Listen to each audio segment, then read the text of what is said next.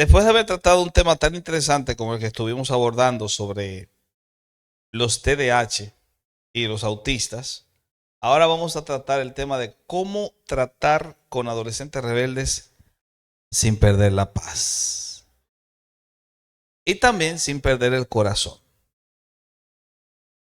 Miren,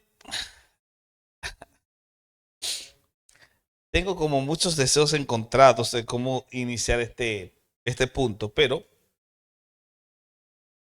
les voy a comentar que el año pasado, cuando estuvimos acá en Perú, nos tocó ir al colegio Johannes Gutenberg, que me parece que ustedes lo conocen, está en el Agustino, ¿eh? Estuvimos también en el colegio Elim y fuimos a Iquitos. En Iquitos estuvimos en varios colegios también dando el tema y todos los temas que me propusieron, ¿saben cuál era? Adolescencia. Entendía que había que tratar con el tema de la adolescencia. Y en esa ocasión yo les hice una pregunta y quiero iniciar haciéndoles esa pregunta. ¿Por qué se llama adolescencia? ¿Por qué? Ay, me gusta eso. ¿Por qué? Adolece. ¿Qué quiere decir adolecer? Ah, eso no es adolecer. ¿Qué significa adolecer? ¿Cómo? Ah, ajá. Adolecer.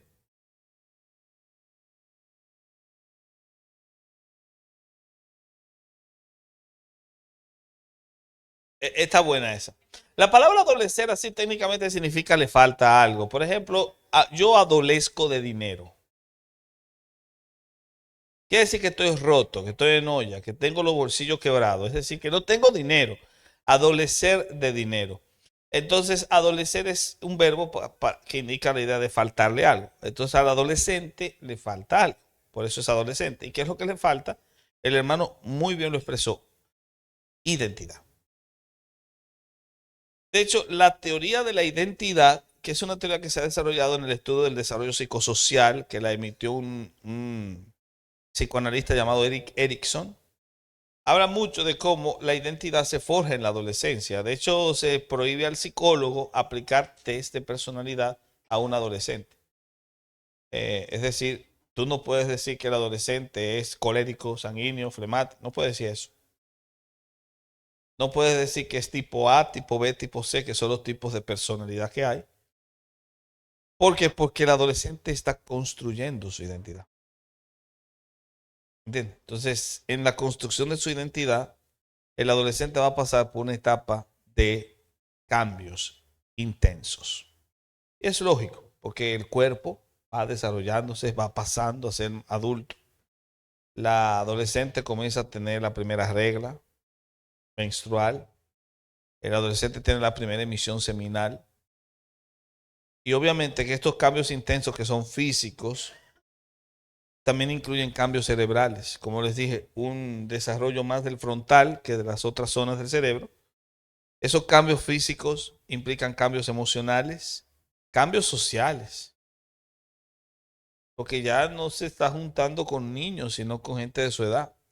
Y vive bajo la presión de los pares. Presión de los pares es presión de los compañeros. Cambios sociales y cambios espirituales. De hecho, muchos padres y líderes sienten que pierden el control cuando sus hijos o alumnos son adolescentes, porque se vuelven rebeldes, se vuelven super saiyajin. La referencia es porque Milk, la esposa de Goku, decía que los super saiyajin eran rebeldes porque tenían el pelo pintado. Eso es cultural, porque es un anime japonés. En Japón, en esa época, los chinos que se pintaban el pelo de rubio eran considerados rebeldes por sus papás. ¿Ven? Entonces, la idea es que se vuelven rebeldes. La Biblia reconoce esa etapa. ¿Saben dónde? En Eclesiastés, capítulo 12, versículo 1. Miren lo que dice el texto que va a aparecer en la pantalla gracias al gran trabajo de los muchachos que se le están bancando ahí atrás, que son unos duros, son unos cracks. Porque yo veo que siempre tienen todo listo ahí. Yo hablando y ellos escribiendo. Así que mírenlo ahí. Acuérdate de tu Creador en los días de tu juventud, antes que vengan los días malos y lleguen los años en los cuales digas, no tengo en ellos contentamiento. Si ustedes se van al capítulo 11, versículo 9, hasta aparece la palabra adolescencia ahí en tu Biblia. Creo que es la única vez que aparece la palabra adolescencia. Creo que es parte de la traducción, porque esta palabra adolescencia se inventó en 1920, por ahí, con los trabajos de Stanley Hall y Arnold Gesell, que fueron los que se inventaron la palabra adolescencia, por esto de adolecer, de que le faltaba identidad. Así que es lógico que en 1960 tradujesen la palabra que aparece en hebreo allí por adolescencia. Alégrate, joven, en tu juventud y tome placer tu corazón en los días de tu adolescencia. Así que la Biblia reconoce esa etapa y nos presenta el desafío: guiarlos sin quebrar su espíritu y disciplinarlos sin perder el amor. De hecho, un adolescente rebelde no es un enemigo que debes vencer. No, es un corazón en construcción que necesita guía y paciencia. Así que les propongo en estos minutos que vamos a estar desarrollando este tema, que trabajemos varios puntos. Lo primero que haremos lo primerito es comprender por qué el adolescente es rebelde. ¿Por qué esa etapa se vincula con la rebeldía? Y hay varios factores en particular que lo explican. He preparado aquí una serie de factores en base a la investigación que he realizado. Los primeros factores son biológicos. Biológicos. Porque hay cambios hormonales que van afectando las emociones y la conducta de ese muchacho. Y también hay un desarrollo, como les dije, del cerebro que es incompleto. Hay áreas del cerebro que están enfocadas en el control de los impulsos y la toma de decisiones en el frontal que están en desarrollo. Entonces, como están en desarrollo, no han alcanzado el nivel de madurez necesario. El cerebro en su desarrollo como tal, en particular en esas áreas que tienen que ver con el impulso y con la toma de decisiones. Por eso el adolescente es impulsivo y a eso le llamamos rebeldía. Pero es más impulsividad que otra cosa. Esos serían los factores biológicos.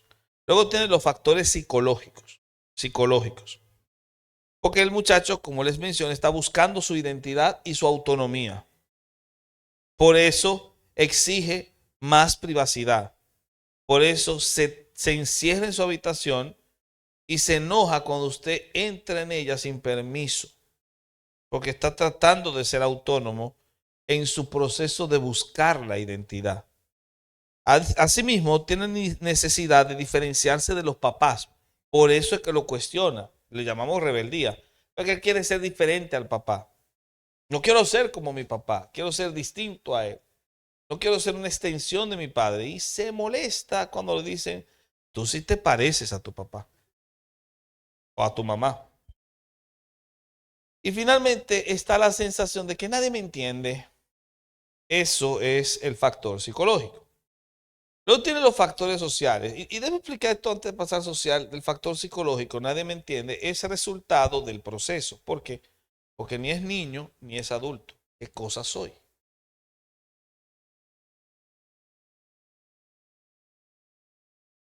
Eres demasiado grande para hacer eso, pero todavía no tienes edad para hacer esto. Entonces, esa confusión en la que se encuentra genera esa tensión en la mente.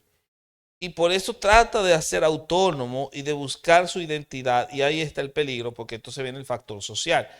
Como está en búsqueda de la identidad, oh sorpresa, la identidad se construye en contacto con la gente. Hay un proverbio, no lo voy a citar por el tiempo, pero dice que el hierro se afila con el hierro y asimismo el hombre se afila con el hombre. Esto es una descripción soberbiamente increíble porque siglos después vendrá Jean Piaget y te dirá que el niño aprende a través de jugar con otros niños. El juego es un espacio de formación psicológica y social de la personalidad del sujeto. Por eso hay de los niños que los padres le impiden jugar con otros niños. ¿Por qué? Porque les impiden el desarrollo. Al final de cuentas, los niños, incluso en sus jugarretas, terminan armando lazos que los van a definir como personas. Creo que este programa de Chespirito, el Chavo del Ocho, lo mostraba, porque eran niños de la vecindad interactuando entre ellos, pese a que habían diferencias de clases. Y pese a ello, estos niños iban creando su identidad, porque así es el proceso natural de las cosas. De ahí que el adolescente, al querer construir su identidad, pero no quiere ser como su papá, la va a buscar en sus amigos. Y por eso depende tanto de ellos. Depende tanto de la influencia de sus amigos, de las redes sociales también, o de los modelos vicarios que encuentra en la televisión, o ya no en la televisión, en el internet. Y quiere ser como el Rubius.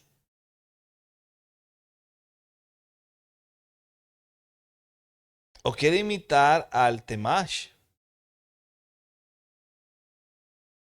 ¿Sí? O sea, va a buscar en el influencer de pacotilla que tiene al frente su identidad. Y esto viene con una presión cultural a ser independiente antes de tiempo. Lo que le lleva a lo último, a la exposición de ideologías que son contrarias a la fe. Factor social. Y luego tienes el cuarto, que es el factor espiritual. Los adolescentes muchas veces entran en crisis de fe. Cuestionan lo que aprendieron en la escuela dominical. Comienzan a tener tentaciones más fuertes, tentaciones morales, adicciones, orgullo, sexo. Y como ahora hay una variante diferente de estupideces que te dicen en la televisión sobre el poliamor y televisión no, en las redes sociales. La televisión pasó a mejor historia, en paz descanse. Pero por ejemplo, en lo que es el concepto del poliamor, la homosexualidad, etcétera, están todos ahí a flor de piel y estas tentaciones son más fuertes hoy en día.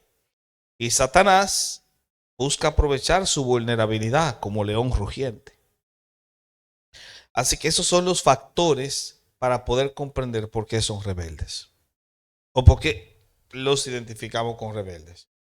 Primero, por un tema biológico en el desarrollo de su cerebro, en las áreas de la impulsividad y la toma de decisiones.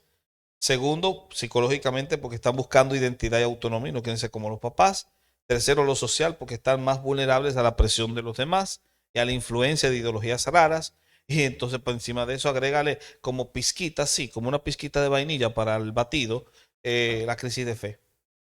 Y comienzan a cuestionar la fe de sus padres. ¿Ven?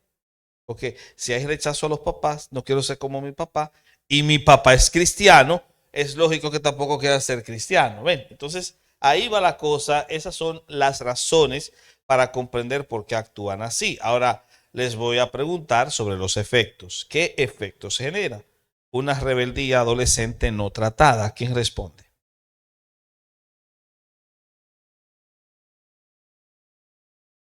Creo que es una pregunta muy fácil que les acabo de lanzar. Debí lanzarles una mucho más difícil, ¿verdad? ¿Cuántos kilómetros hay de la Tierra al cielo? Ah, había que decir eso.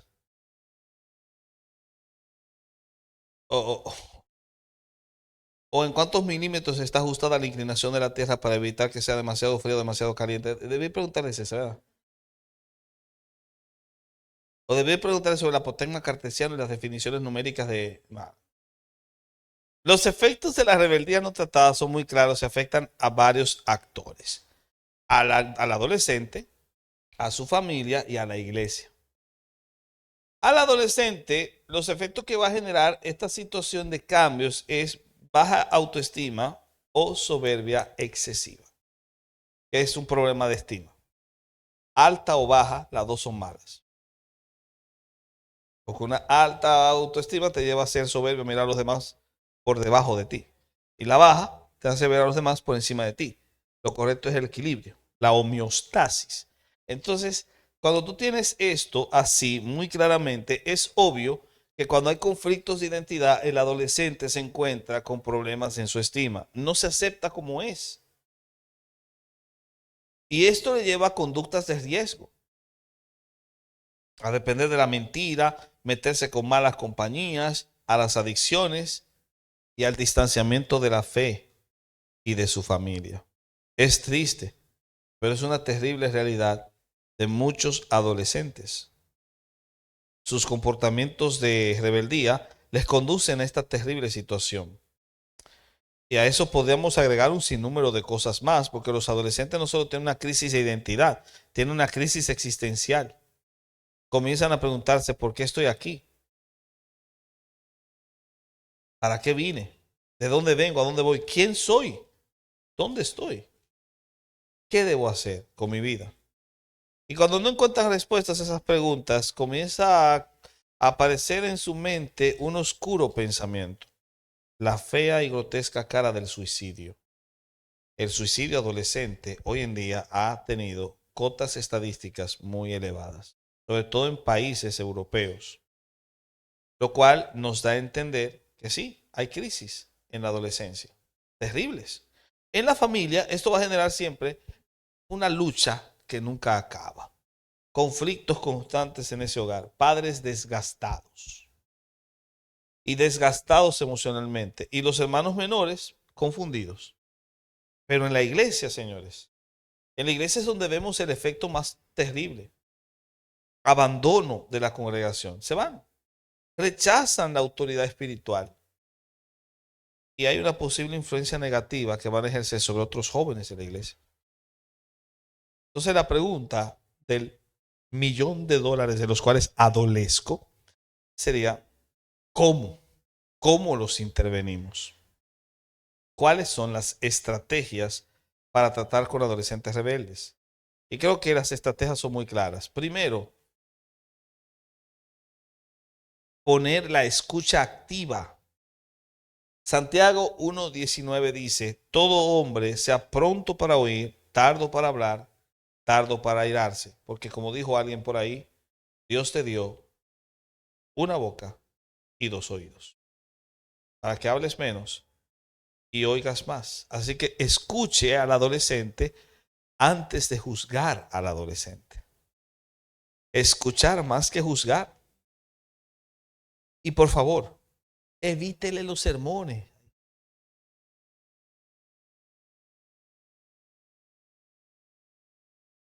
Evite los sermones interminables de no acabar. Mejor tenga diálogos breves, breves, pero que sean frecuentes. Porque ¿sabe por qué se sermonea al muchacho? Porque no se le dedica tiempo.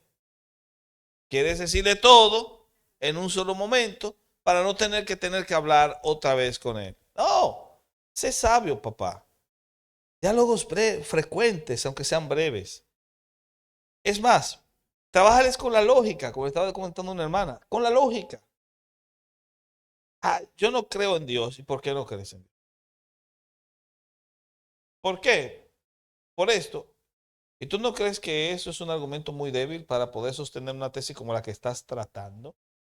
Tesis, ¿cómo así tesis? Ah, ni siquiera sabes lo que es una tesis y ya eres el gran ateo. ¿Ves? Entonces se trabaja la lógica con esos muchachos. Por eso el tema apologética, que viene ya después de este, es tan importante, porque es también apologética en la casa. Así se trabaja con ellos, hasta que le ganas su respeto. Cuando el adolescente descubre que usted es una persona que puede responder y lo hace con sabiduría, te gana su respeto. Y ya no tienes que hablarle mucho, porque te respeta. Así que evite sus sermones y pregúntele siempre cómo se sienten, no solo qué están haciendo. ¿Qué hacen? Lavar la ropa. ¿Qué hacen? No, pregúnteles cómo te sientes. Porque cuando tú les preguntas cómo se sienten, se descubre ellos que tú te interesas de verdad, que tú realmente los quieres tanto y te preocupas por ellos, que ellos son tu interés. Así que la escucha activa, número uno. Número dos, límites. Ponga límites, pero los límites tienen que ser primero claros y segundo consecuentes. O sea, la rebeldía crece cuando no hay reglas claras. Hay que tener reglas claras. Pero por favor, no ponga demasiadas reglas. Las normas deben ser pocas, deben ser claras y deben ser consistentes. De hecho, se dialoga con ellos esas normas. Les digo por qué. Porque así ellos se sienten parte de las reglas y las cumplen con más facilidad. Porque están comprometidos con ellas. Y no pueden ser muchas. Mientras sean pocas, mejor. ¿Saben cuál es la diferencia entre un país desarrollado del primer mundo y un país subdesarrollado del tercer mundo? Revisen sus códigos legales. Los países del tercer mundo tienen leyes para todo, pero ninguna se cumple. Los países del primer mundo tienen pocas y se cumplen. Funcionan mejor. Mientras menos reglas, mejor. Porque al final, el adolescente viola una y dice, ¿y estaba esa regla? Pero hay reglas ridículas, por eso digo que deben ser consistentes. Reglas ridículas. Las reglas deben ser coherentes, lógicas. Y tener una explicación. En esta casa, después de las 10, todos deben estar. Regla. Ok. ¿Por qué? Y ahí tiene que tener una explicación lógica de por qué. ¿Eh? Es importante eso. Si no tiene explicación lógica, entonces la regla no tiene sentido. Eso es muy importante. La disciplina bíblica, recuérdense, nunca es castigo arbitrario. Es una guía amorosa. Como dice Proverbios 13:24. ¿Por qué razón? Porque cuando nosotros ponemos reglas, es para que las reglas eviten la desobediencia. Pero si se desobedece una regla, la disciplina siempre debe ser guiada por el amor. El que detiene el castigo odia a su hijo, mas el que lo ama desde temprano lo corrige. Les voy a dar un ejemplo de una regla. Establecer una hora fija de llegada y cumplir siempre usted como papá.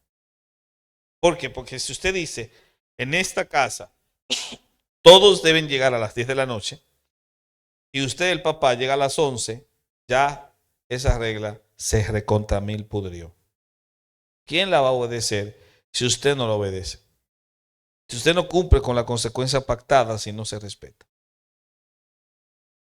En esta casa prohibido mentir y usted manda al hijo a que le diga al cobrador que no está. Ven, no es consistente la regla.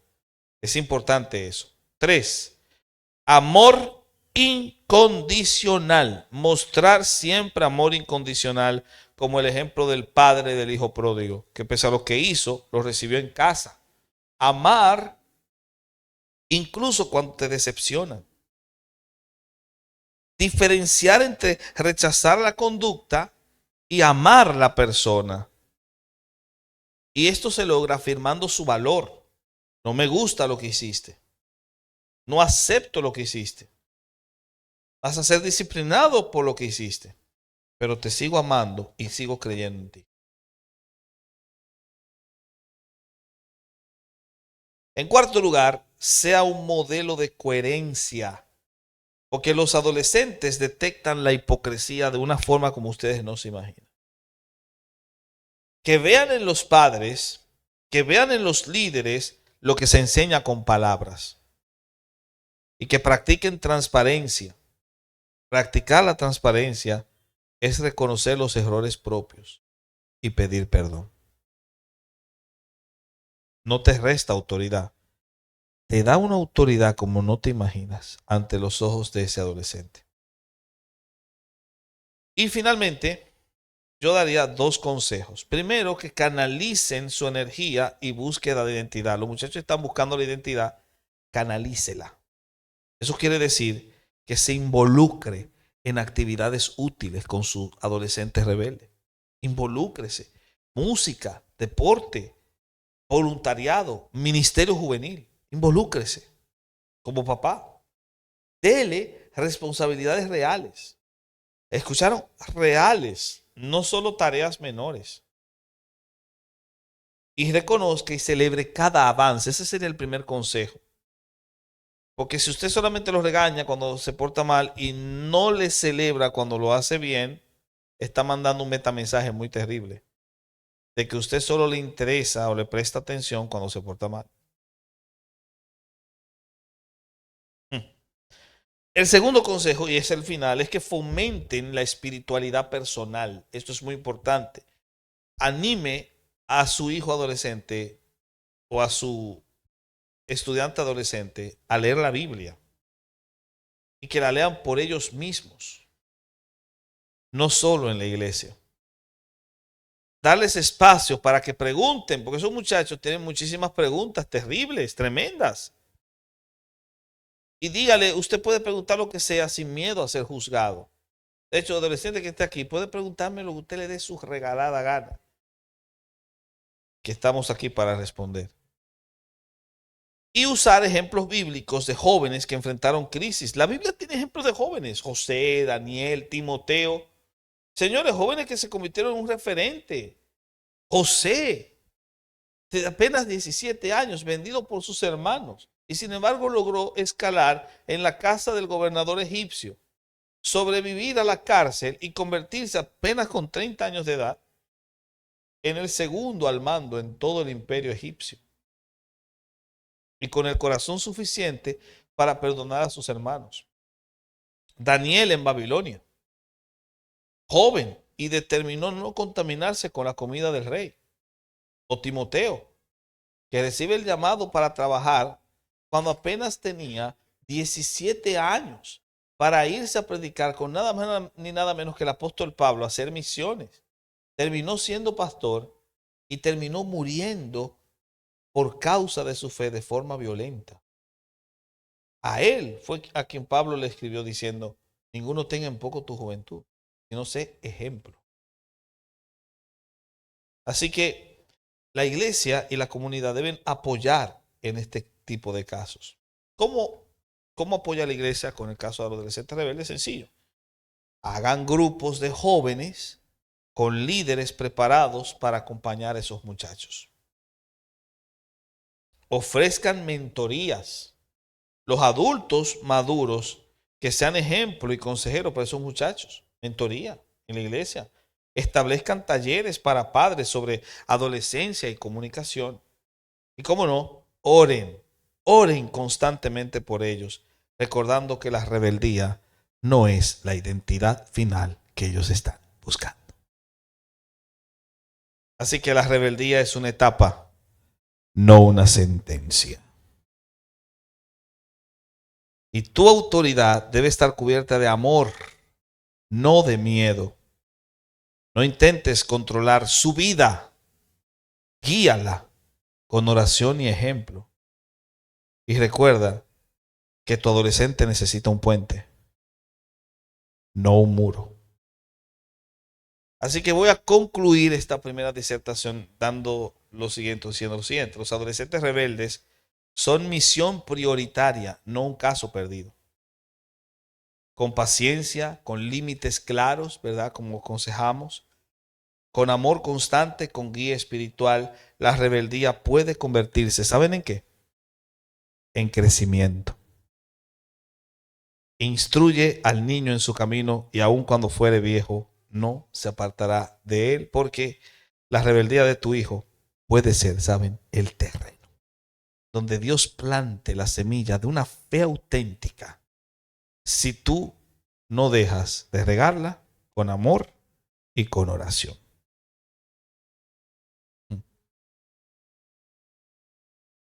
Que no te tenga que decir tu adolescente, es que no me tienen paciencia, claro. Así que con esto concluimos esta sección. ¿Vienen unas preguntas? Sí. ¿Verdad? Dale. Ok. Amado pastor, en muchos hogares se ven rebeldes, adolescentes rebeldes y muy rebeldes y de todo tipo.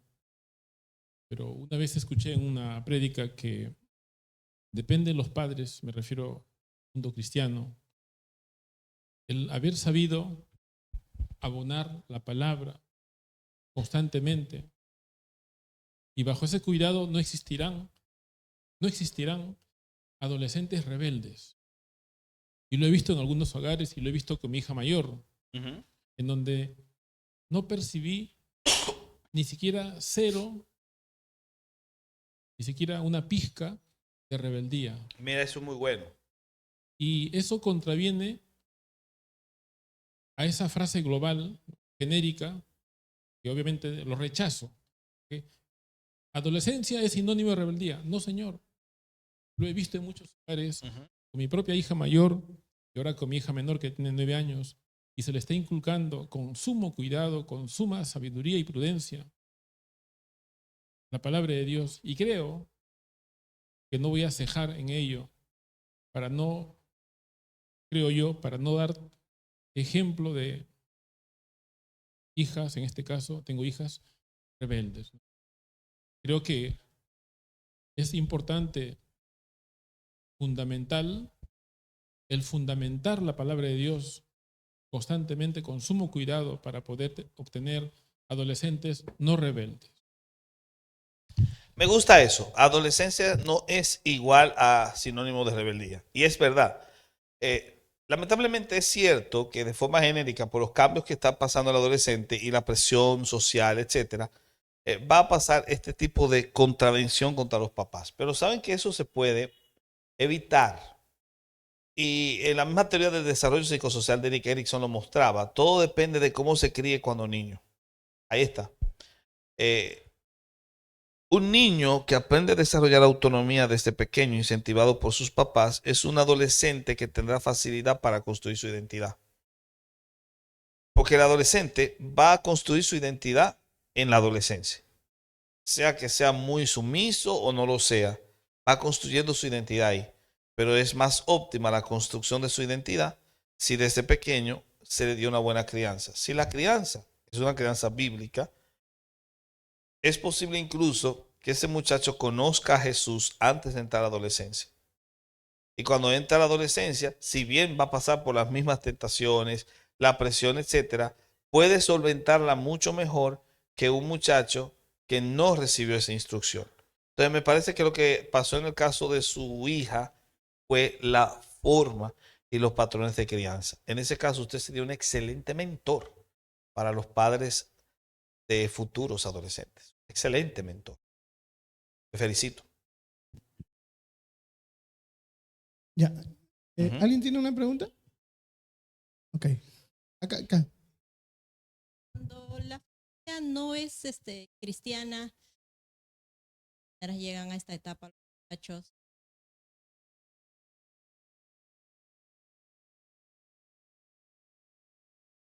Cuando la familia no es cristiana, Ajá. predicarles el evangelio. Alcanzarlos con el evangelio. Mira, yo podría darle cualquier consejo a un impío, pero Jesús dijo muy bien que de nada sirve tomar un paño nuevo, quitarle a ese paño nuevo unas telas, o sea, cortarlo, sacar esos trozos y emparchárselos a un vestido viejo. Porque cuando se lave, una cosa estira la otra y se hace peor la rotura. La vida del impío es el paño viejo. Darle consejos bíblicos es como poner retazos de paño nuevo en un vestido viejo.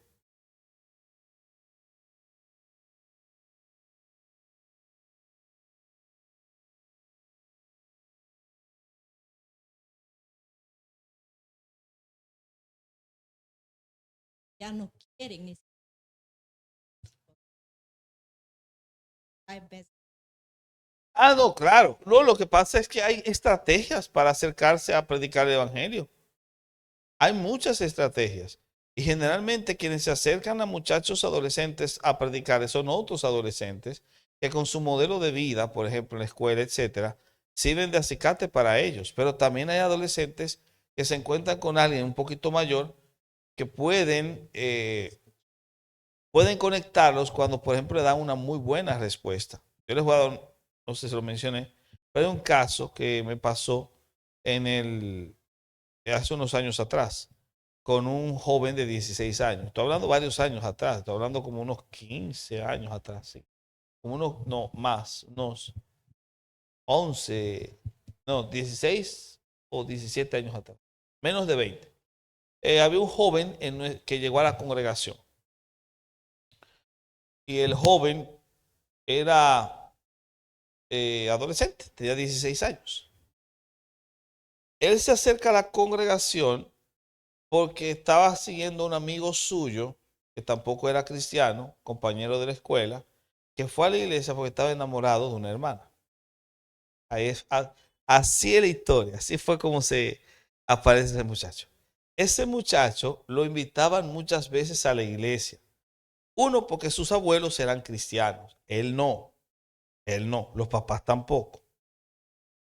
Los abuelos de parte de madre. Y él no le hacía caso a los abuelos. Son generaciones muy distantes. Entonces, le invitaban amigos en la escuela, le invitaban vecinos, porque justo al lado de su casa había una iglesia, lo invitaban, pero él no iba. Y para él poder sacarse estos aleluyas de encima, siempre les hacía una pregunta. Yo voy a ir a la iglesia si tú me dices primero qué es Dios. ¿Qué es Dios? Responda. Yo no te pregunté de qué cosa Dios es dueño, sino qué es.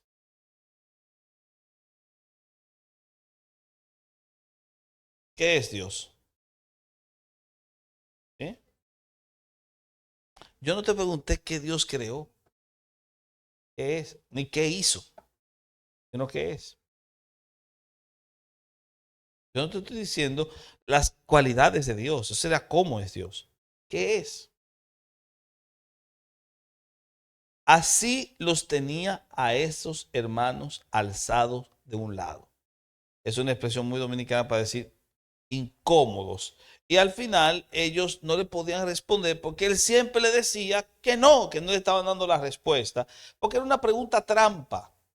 Era para que no lo molestaran y él privaba en ser ateo. La cuestión es que después de que, escuchen, que los remataba porque ellos no sabían qué responderle, entonces les decía, entonces, tú me estás invitando a la iglesia para adorar algo que no sabes qué es.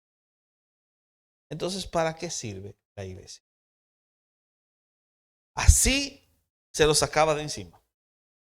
Pero fue a nuestra congregación acompañando al amigo aquel enamorado de la hermana aquella. Y cuando llegó, no sé qué pasó, se sentó a escuchar el mensaje. Me tocaba predicar a mí. Prediqué. Y parece que algo del mensaje le tocó. Porque se me acerca y me dice, usted parece que sabe mucho. Así me dijo. Usted parece que sabe mucho. Y mira que yo le estaba, no, pues estaba muchísimo más joven, claro. Y me dice, usted como que sabe mucho. Yo le voy a preguntar algo. Esta es una pregunta que nadie me la ha podido responder. Así que vamos a ver si usted se la sabe. ¿Qué es Dios? Pero tu pregunta está mal hecha. ¿Qué? Sí. Es una pregunta trampa. Está mal hecha. Por eso no te la pueden responder. Corrige tu pregunta y házmela de nuevo.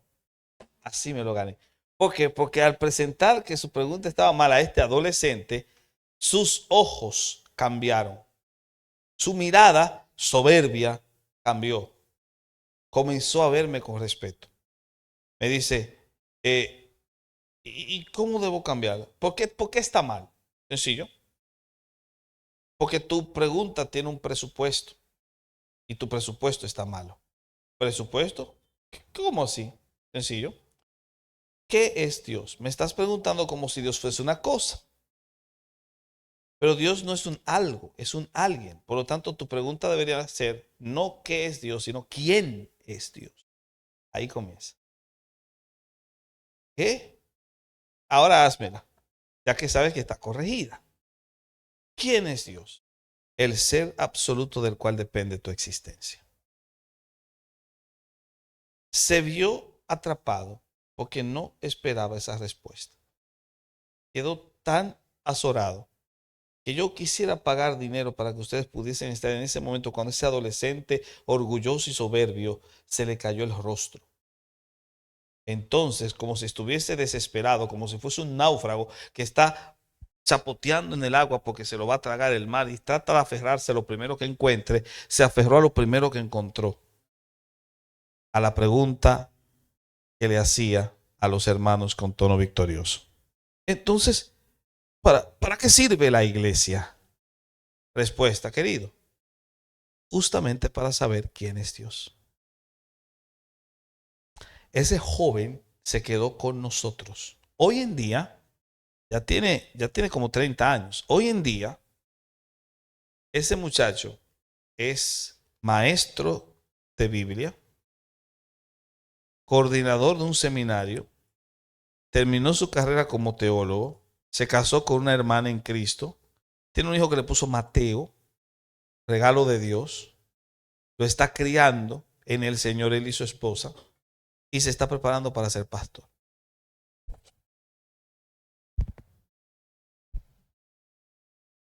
¿Ven? Ajá. Entonces, así yo creo que se resuelve.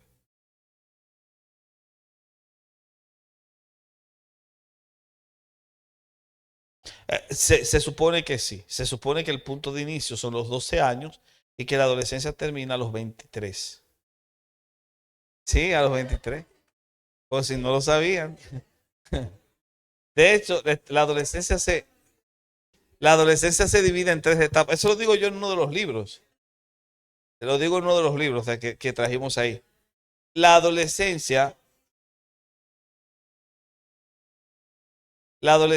eso lo pueden encontrar en el libro negro el teólogo responde.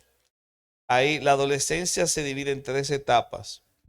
Adolescencia temprana, media y tardía.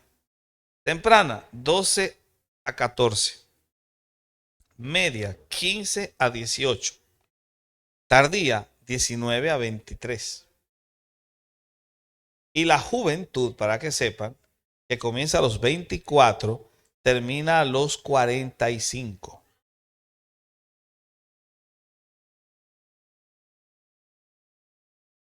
La juventud. De hecho, se ha extendido más la última vez que revisé, porque se ha dado un fenómeno de que hay muchachos de 29 años que todavía no han construido su identidad, cosas raras. Por lo tanto, todavía siguen siendo técnicamente adolescentes, con casi 30 años. Y la juventud se ha extendido más por algunos factores, entre ellos temas del avance de la medicina actual, etcétera. Son varias cositas donde tú te vas a dar cuenta, eso ustedes lo pueden comprobar, y se han hecho ya esos estudios, de que las personas que tienen 40 años ahora, cuando tú lo comparas con personas de su misma edad, 40 años, en los años 80 o en los 70, son mucho más viejos los de los años 70 y 80 que los de ahora.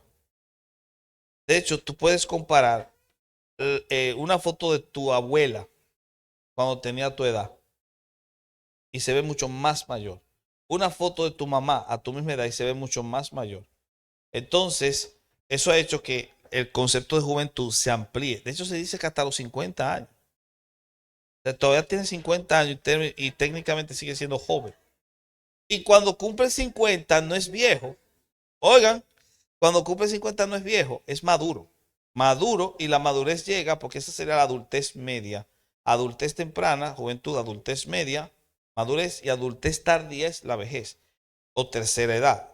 porque es la tercera etapa. Entonces la adultez media antes era de 40, porque a los 40 terminaba la juventud, comenzaba la madurez a los 40, terminaba a los 60. Y a los 60 iniciaba la vejez. Ahora la cosa está vuelto patas arriba. Es como que cambiaron el zodiaco. Raro. Porque ahora los que son de 30 años todavía pueden ser técnicamente adolescentes. Los de 50 técnicamente jóvenes y los de 70 técnicamente maduros. Y que la ancianidad comienza a los 90, a los 80 o 90. Está raro eso. Pero nada. Señores, vamos ya a pasar a la siguiente etapa, pero antes de quiero decirles, miren, todas las preguntas que hemos estado haciendo, sobre todo sobre el tema de adolescencia, cómo tratar con el adolescente, temas que tienen que ver justamente con casos especiales, tema del valor que la apologética tiene para la práctica cotidiana, en particular la crianza y ese tipo de cosas, y de cómo estos elementos deben ser tratados en la iglesia, lo van a encontrar en preguntas que están acá. Miren, y este libro, especialmente para los que trabajan con adolescentes, es buenísimo, porque aquí hay una sección completa de preguntas de adolescentes y las respuestas que se les dio. Si ustedes todavía no tienen este libro, yo les animo a que lo consigan. Es un libro buenísimo, El Teólogo Responde, y les pueden ayudar muchísimo en eso. Y tocante a lo que tiene que ver con temas que pueden ayudarlos a ustedes en su crecimiento. Aquí tenemos el libro de las 5 solas de la Reforma, que si no lo ha conseguido, esto es una joya, joya. Les puede ayudar muchísimo respecto a temas como defender la fe ante quienes cuestionen el valor de la escritura. Yo creo que esto incluso como nosotros lo preparamos pensando fue en jóvenes y en adolescentes, porque muchos de ellos cuestionaban principios de la fe reformada y nosotros decidimos darle respuesta con este libro. Por eso este libro, cuando ustedes lo vean, tiene referencias de memes y cosas así, bien chévere, porque es también escrito para los chicos brócoli, los chicos ratas de hoy en día, los que nacen con un celular en la mano. Y Ahí hay 2 ratones. sí. Y este de cuál es la iglesia verdadera, que es una pregunta que sorprendentemente muchos adolescentes me habían hecho. Las respondimos acá de una forma muy amplia. Les recomendamos que ustedes puedan también conseguir. Este libro está ahí. Es posible que muchos hayan conseguido alguno de estos libros, pero yo les recomiendo que se consigan todos, porque eso les puede aprovechar mucho. Este último tiene que ver con el tema que viene ahora, apologética. Esto es entero apologética. Y de hecho, la presentación de hoy es de este libro. O sea, todo lo que vamos a desarrollar está contenido aquí. Así que les puede ayudar mucho la retroalimentación. Consíganse